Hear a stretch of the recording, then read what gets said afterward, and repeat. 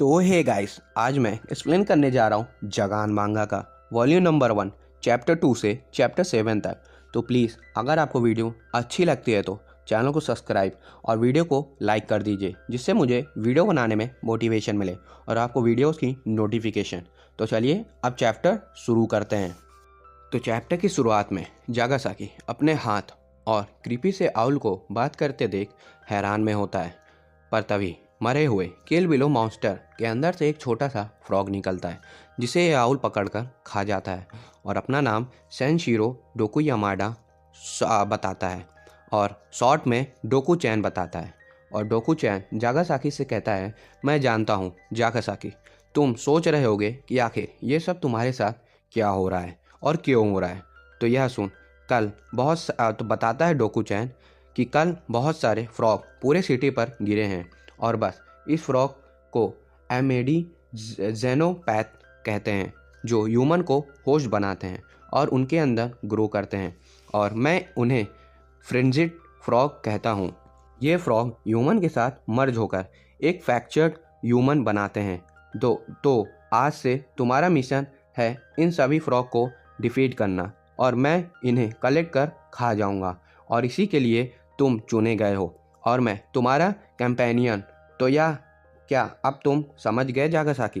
पर जागासाकी कुछ नहीं समझता और उल्टा डोकू चैन पर ही गन चला देता है। और फिर यहाँ की हालत देख जागासाकी वापस घर जाने लगता है। और अगले सीन में हम देखते हैं कि जागासाकी थका हुआ घर वापस आ जाता है, जहाँ योरिको जागासाकी के लिए डिनर बनाने लगती है। तो जागासाकी बैठकर सोचने लगता है कि आखिर उसके साथ आखिर यह सब हुआ क्या था। आखिर सभी वैसे मर सकते हैं और मैंने एक आदमी का मर्डर भी कर दिया, आखिर ये सब क्या हो रहा है। पर तभी जागासाकी देखता है कि उसके घर के अंदर एक फ्रेंजिड फ्रॉग आ चुका है, और जैसे ही जागासाकी उसे पकड़ने जाता है तो तुरंत फ्रॉग जंप कर योरिको के ऊपर चला जाता है और उसके अंदर चला जाता है। यह देख जागासाकी हैरान हो जाता है। और फिर अगले सीन में योरिको जागासाकी डिनर करने लगते हैं। तो योरिको कहती है, तुम्हारे जैसे आदमी इतने एज में भी काम कर रहे हैं, अब मैं 27 की हो गई हूँ और मुझे अब बेबी भी चाहिए। तो यह सुन जागासाकी कहता है, योरिको ये बात तुमसे मैं पहली बार सुना हूँ कि तुम्हें बेबी चाहिए। तो यह सुन योरिको चिल्लाने लगती है, मैं तुमसे इसी बारे में तो बात करने को कोशिश कर रही हूँ, पर तुम हमेशा बिजी रहते हो। और तभी जागासाकी देखता है कि योरिको के सर से कुछ निकल रहा होता है, और तभी जागासाकी को डोकू चैन की बात याद आ जाती है कि ये फ्रॉग ह्यूमन को होस्ट बनाकर उनके फीलिंग को सरप्रेस करके उन्हें बदल देते हैं। तो योरिको पूछती है, जागासाकी क्या तुम मेरी केयर करते हो कि नहीं। और तभी हम योरिको को देखते हैं जो फ्रैक्चर ही स्कॉर्पियन में बदल गई है, और तुरंत योरिको जागासाकी पर अटैक कर उसके गले को दबाने लगती है। और तभी जागासाकी अपने फ्रैक्चर्ड हैंड गन से योरिको पर फायर कर देता है। फिर नेक्स्ट चैप्टर में हम देखते हैं कि कैसे दोनों एक दूसरे से मिले थे।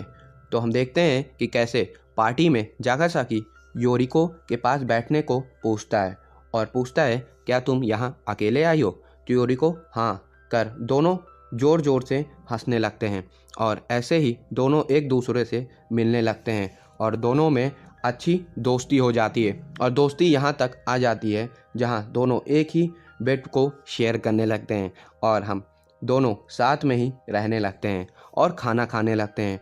और एक दिन योरिको जागासाकी से ट्रिप चलने को कहती है, तो ना चाहते हुए भी जागासाकी एक फेक स्माइल देते हुए हाँ कर देता है। और तभी सीन चेंज होकर प्रेजेंट में आ जाता है, जहाँ जागासाकी के शूट करने से योरिको के चिथड़े उड़ जाते हैं, और योरिको मरते हुए जागासाकी से कहती है, मुझे माफ़ कर दो, मेरी वजह से ही तुम्हें चेहरे पर यह फेक स्माइल आती है। और यह सब देख जागासाकी पूरी तरह टूट चुका होता है। और तभी फ्रेंजिड फ्रॉग योरिको के कान से बाहर आता है, जिसे देख यहाँ पर डोकू चैन आकर पकड़ कर खा जाता है और अंदर से बॉल निकालता है।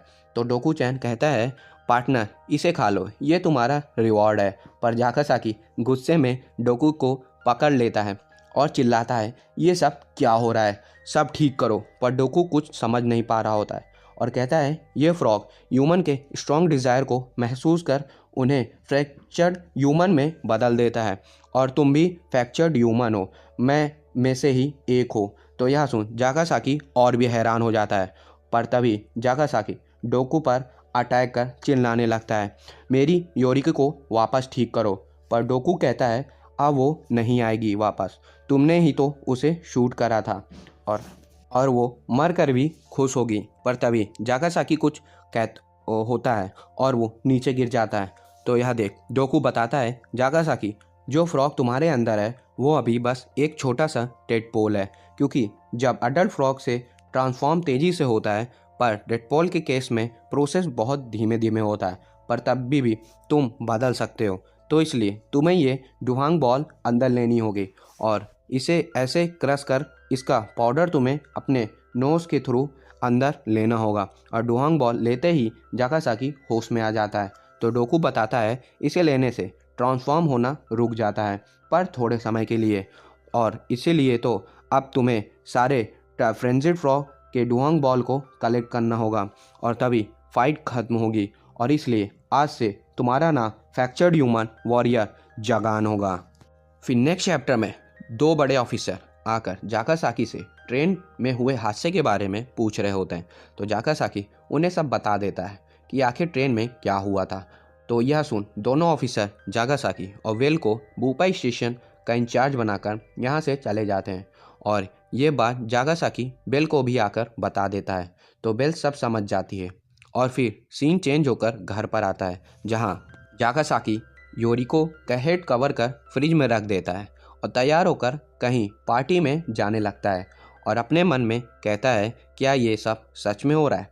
और अगले सीन में जागासाकी अपने फ्रेंड के वेडिंग में आया होता है, जहाँ जागासाकी अपने पुराने फ्रेंड से मिलता है, पर जागासाकी ग्रुप में एक नए लड़के को देखता है जिसे वो पहचान नहीं पाता और फिर सभी लोग हिरोमू और रेना को वेडिंग की बधाई देते हैं।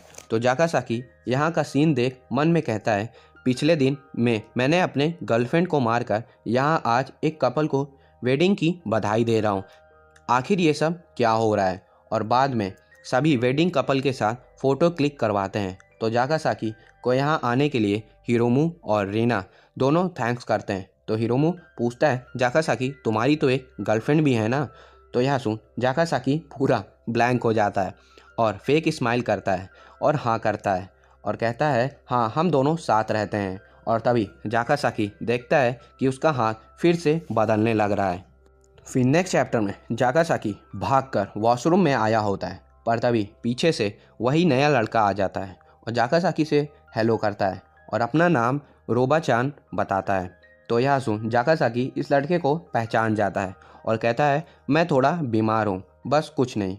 और बताओ रोबा-चान आजकल तुम क्या कर रहे हो। तो रोबा कहता है बस टेम्परी वर्क कर रहा हूँ। और तभी जागासाकी देखता है कि उसका हैंड हील हो चुका है और अगले सीन में रेना और हिरोमा दोनों डांस परफॉर्म करने जा रहे होते हैं। तो रेना कहती है मैं बहुत खुश हूँ और हम देखते हैं कि रेना ट्रांसफॉर्म होने वाली है। और तभी बाहर एंकर सभी से कहती है सभी प्लीज़ हमारे वेडिंग कपल का वेलकम करिए। और जैसे ही कर्टेन ऊपर होता है तभी हम रेना का फ्रैक्चर्ड ह्यूमन फॉर्म देखते हैं, जिसे यूरुमा को मारकर हवा में खड़ा कर लेती है और हंस रही होती है। और तभी हम इसका फ्रैक्चर्ड ह्यूमन फॉर्म देखते हैं जो मेडिटोरस होता है।